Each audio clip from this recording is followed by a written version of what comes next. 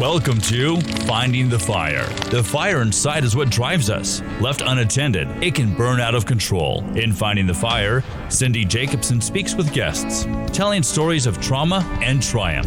In sharing our experiences, we find connection and understanding. Join her now as we burn through the walls of separation. Get ready for Finding the Fire, and let's find your spark. Hello. We're back today with special guest Sarah McAllister, and we are talking all things, whatever's going on right now in the universe, because I don't know what's going on. I don't know if you know what's going on. If you do, please share. But I just want to know what's going on in people's lives out there right now. It's so different. We are told to stay home except for vital purposes. So right now our podcast is being filmed in our own locations separately. We love the podcast studio. It's amazing. But we're doing things a little bit differently right now in all of life. So Sarah, welcome. Thank you for joining us today. Thank you so much for having me. Yeah. So I just want to ask you a little bit, like, what is your life like today versus last month at this time? Like, what are you doing differently? Obviously, we're all going through so many changes, and I guess the biggest one for me has just been slowing down, taking more time to reflect. I do a lot of spiritual work anyways, but one thing that until around the last 6 or 8 months has always been difficult for me was that slowdown, not around a ton of people, not spending time and hugging and really connecting with people in the way that I'm used to. So that has been the biggest change, but that's also been a gift because that leaves room for spending more time doing things like gardening or enjoying outside time without really continuously having the thought of the next thing that I have to rush and go do. So it's been different.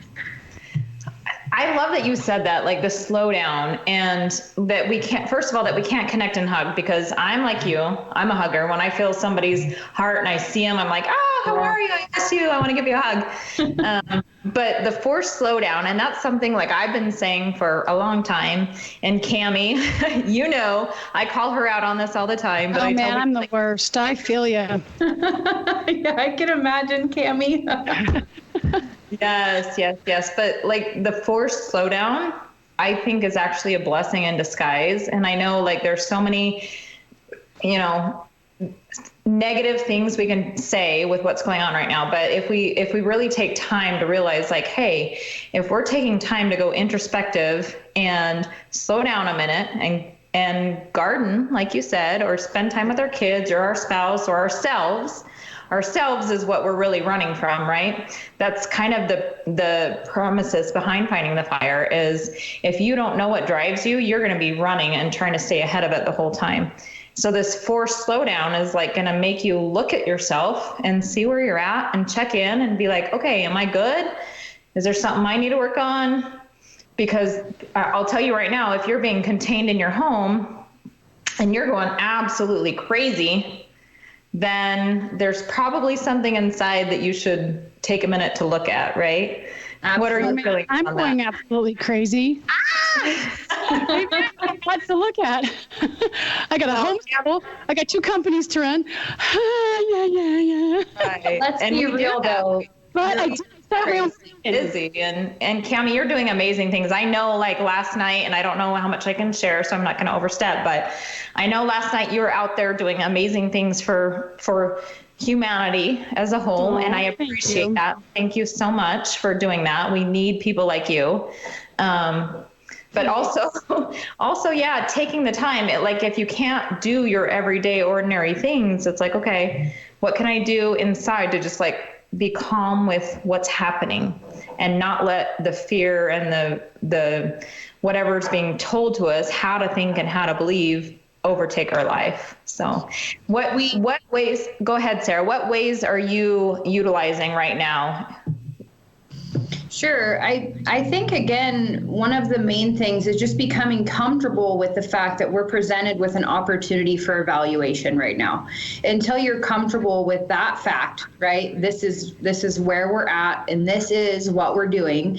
You're going to have difficulty, right? Anything that we resist strengthens. So if we resist having to adapt our lives for a little while, it's going to become worse and the impact is going to be greater. So I think that's the first thing, is just absolute and total complete acceptance of this is where we are, not just as a state, not just as a nation, but the whole world is doing it, which makes you kind of really think about it, right? What is, and I'm going to go a little hippie on you for a second here, but what is the earth saying to us? What is the universe saying to us? What is necessary right now? And taking those periods of evaluation, looking at our own lives, looking at our work life, evaluating what's truly important to us, evaluating the little things, the feelings, the emotions, the sensations that are coming up as you're going through those. And so really, I guess I've just been riding it like a wave. I'm always out and about, super go-getter. And so there's days when I'm at home and my kids are fighting and I'm going nuts, right? And these feelings start to arise and I feel trapped and I'm questioning all these things that aren't even related to that. And allowing myself to feel those things fully, ride through it like a wave, not even like hyper evaluate them, but really just knowing this is the experience of a human having extreme emotion after going through what is an upheaval for everybody.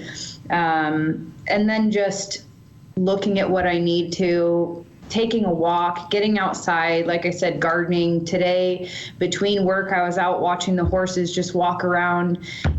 So just doing little things like that. And again, just recognizing it's okay to be frustrated. It's okay to be concerned, just as long as you're not allowing it to consume your life.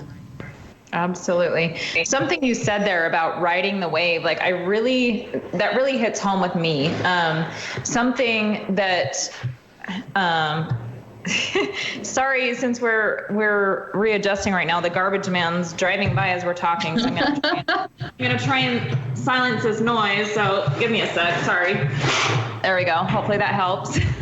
Hey, this is real life right now. This is real life right now. We just roll with it. Like you said, ride the wave, like whatever comes at us. But that's something, being a widow and losing a spouse, like that's something they teach you, losing a family member. And I'm just going to take this to like an extreme, right? Like right now we're staying home to protect each other because we don't want to put anybody in harm's way. We're trying to save our immunocompromised people or elderly, anybody else that's higher at risk. But riding the wave too, like the wave of finding the fire and what consumes you. And some people have had a major loss in their life, but that's something that they teach you. They're like, you know what? There's going to be waves. And sometimes you caught that wave and you're riding and it's good. And it feels great. And all of a sudden you go under. But you're coming back up on the other side. So just ride with it, flow with it. When it's good, feel, enjoy the breeze in your hair, enjoy the sunshine, like take that wave. And then when you go down, realize, oh, this bites for a minute, but I'm going to get back up, and maybe you're underwater for a minute and you are tumbling and you don't know what to do, but always look up and you're going to get through it. So I love that you said riding the wave with that. We were talking in the beginning of this podcast about how when there's trials and tribulations and uncertainties, like how to get out of like a downward spiral, right? Mm-hmm. Like one thing we noticed is like going and helping others really feels good, right? Absolutely, yeah. So good. And I'll just tell you this, like Miss Sarah here, she went with me to the Dominican Republic. She's one of the selfless people you'll ever meet. Like she got to hold babies and they were all about her. And I was going to share this on the radio show, but I'll share it now. Like we came, remember this, Sarah? We came on this spot in the road where this man had gotten he's a motorcyclist and he had gotten what's the word I want? Gotten hit by another vehicle, and his life expectancy, I can't imagine was good. But we were in a van full of humanitarian aid people, and she was one of the first ones that jumped over the people, opened the door, and jumped out of the car in the middle of traffic. And this guy's body is like laying all over the ground. There's blood everywhere. And she was the first one there to help. And I don't think she thought for a second about her own safety. She just saw a line to, oh my goodness, someone needs help. So you're awesome. You're amazing.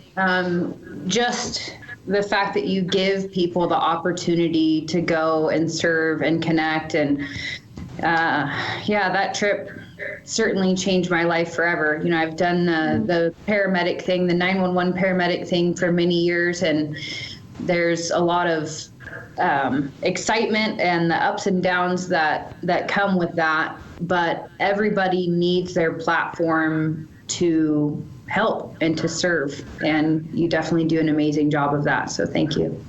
Thank you for coming with. It's so good. And, as we're going through all of this uncertainty with our lives and like everything's different and changing.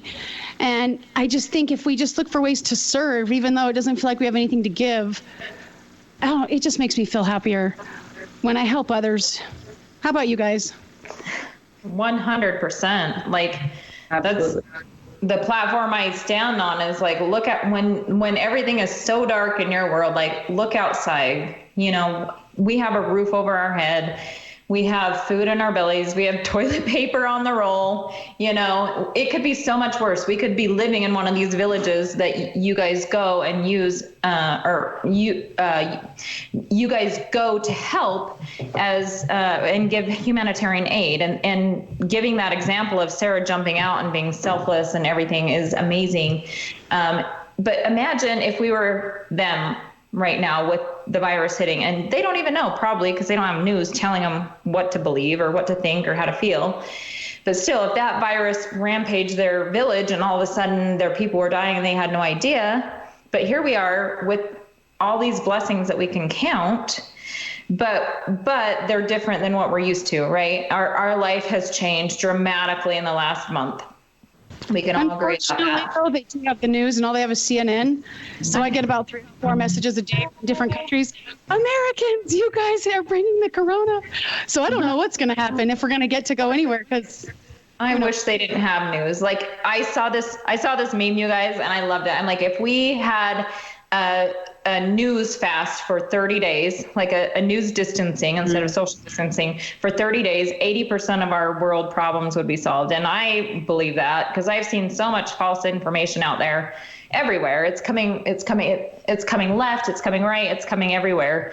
But if we literally just shut down the news and shut down social media, then probably, we would take care of ourselves. Like, I think people are pretty smart. If I'm sick and I have a fever and I'm coughing and I'm sneezing, I'm not going to go out there in society, especially to the elderly or the young or immunocompromised, and put them at risk. But right now, like, we're literally being told exactly what to do and everybody's complying, or then they're shaming each other for going out on a hike or doing something that we're told to stay in our house unless you have to get groceries. And I think I don't know, at some point, I really feel like people are going to be sick of that, being sick of told what to do, because we have rights as humans. We have God-given rights. We have country-given rights. And eventually people are going to get tired of being told to stay home if they're not sick.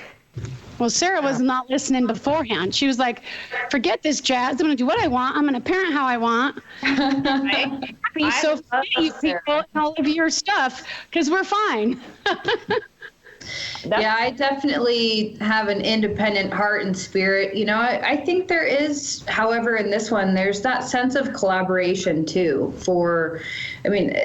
I'm healthy, I'm well, I take great care of myself. I have a great immune system. And for me, so much of this process is just not buying into the fear of the media, not trying to chase down which story is right and which story is wrong, because you can find something to prove anything right now, right? But just that spirit of, let's all collectively quiet down, take a deep breath together. And I think that doing your part to slow the spread of this, especially, and I should say, especially for the lives, but also for what our healthcare system can bear at once and what that might mean for others that are seeking medical care for things that aren't the coronavirus, right? Because that has an impact too, slowing down of hospitals for people who need it. So I look at this right now as a type of service too, even though it's not always fun, but what can we do to help keep other people safe? I love that you said that, Sarah. I really do, because I'm a nurse. I worked at the hospital for 17 years. I really appreciate that people are taking time to check in and be like, is this truly an emergency? Do I need to run into the ER right now? Or is this something I can either work out on my own or find other means or other outlets like telemedicine? I think that's becoming a more popular thing right now, instead of overwhelming our healthcare system. And another big thing is like eating healthy. Like you said, you're healthy, you're a healthy individual. Like I know that you like to be outdoors in the sunshine, you take care of yourself, you eat healthy, you use good supplements.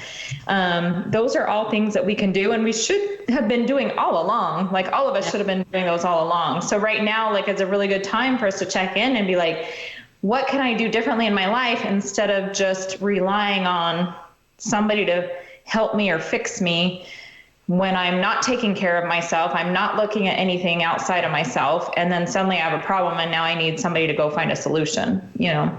So I love that you brought that up, and I love that people are really checking in and not overwhelming our healthcare system, because we definitely need them in place for, you know, the people that are really sick that need it right now.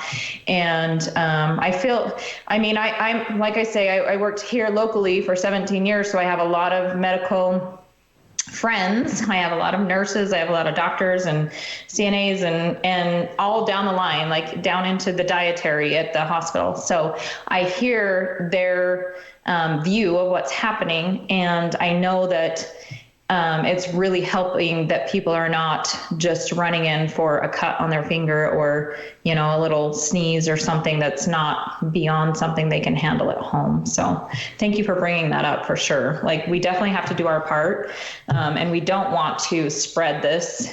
We want this to go away. We want to find a way that's a healthy alternative for everybody to get through this pandemic, as they're calling it. And it's not our first pandemic. And I'm going to share again if I didn't share before, but I will say during swine flu H1N1 2009, I was very much in the healthcare field at the time. Right now, I don't work at the hospital. I'm grateful for that, because I'm appreciative of being home with my family. But at that time, I was very much in it. And we trained for the apocalypse. We wore the garb. It was like Radiation City, like everybody's going to die back in 2009. And we were required to do a ton of extra education and training to make sure the community was safe. And we did that, and we were well prepared. And our community is very well prepared here in Southern Utah, and I'm appreciative of that, because they stay on top of things. And then it came and went, essentially. I mean, I know a few of us got hit. My daughter was 6 months old at the time, and she was the first one in my hospital that was diagnosed with H1N1. At that time, they were even calling it swine flu. They didn't have the H1N1 part of it. Like when we first heard of corona, it was corona, and now it's COVID-19. So when we were diagnosed, it was swine flu, you know. And then we were treated like lepers. We had to self-quarantine. We were home. We couldn't leave our house. People were dropping food off on the doorstep. But I'm like, you guys, we're fine. Like, my baby has a cold, and she's 6 months old, and she's nursing, and so it's hard for her. But the rest of our family was fine. But we could not leave our house, and I couldn't go back to work until they took antibodies from me to make sure I was now immune to it. I had no symptoms of it. They did not have a vaccine at the time. So they drew my blood and they tested that I was antibody immune to H1N1. And so thankfully I was able to go back to work and everything was fine. But so this whole pandemic coming through, I know like it's now a worldwide thing, and you hear the news and everything else, but I'm like, okay, you guys, like this isn't the first time it's come through. We should always be taking care of ourselves, not going out when we're sick, not sneezing on each other. Like we're not naive. We're not, this isn't the first time that we've had something go through. So it just kind of puts things into perspective for me. And of course, like I say, like I have a 93-year-old grandmother in a care center that I can't go visit right now, and she has dementia. Mm-hmm. And it makes me sad, and I want her protected. I want her safe. I'm glad they're keeping her safe. But at some point, like we have to be realistic with what's going on as well, and be accountable for ourselves out there in the community instead of being told what to do and dictated what to do, and then shaming other people if they're out at the park because they've been quarantined for 2+ weeks and they have no symptoms. Like, we need sunshine. We need to get out there or we're going to go crazy, you know? So anyway, sorry, I went off on a rampage there for a minute, but No worries. Finding that balance is a very important part of it. And that's where I hope too, I will admit I've binge watched a little bit, which doing it consciously has been a little bit relaxing and I guess kind of rewarding, but also making sure that you're doing those activities that release endorphins, that help elevate the levels of GABA in your body. So these neurotransmitters that are balancing your stress response and your happiness, all these things,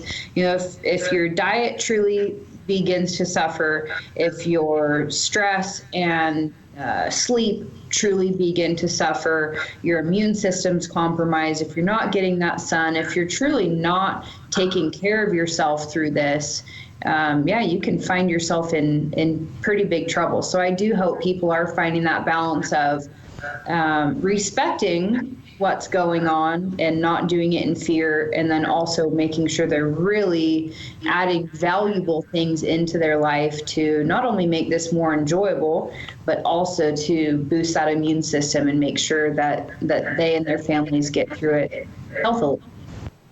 So what do you think is the best way to boost your immune system? Yes. Oh, there's so many different ways to do it. Again, really looking at that stress response, looking at sleep.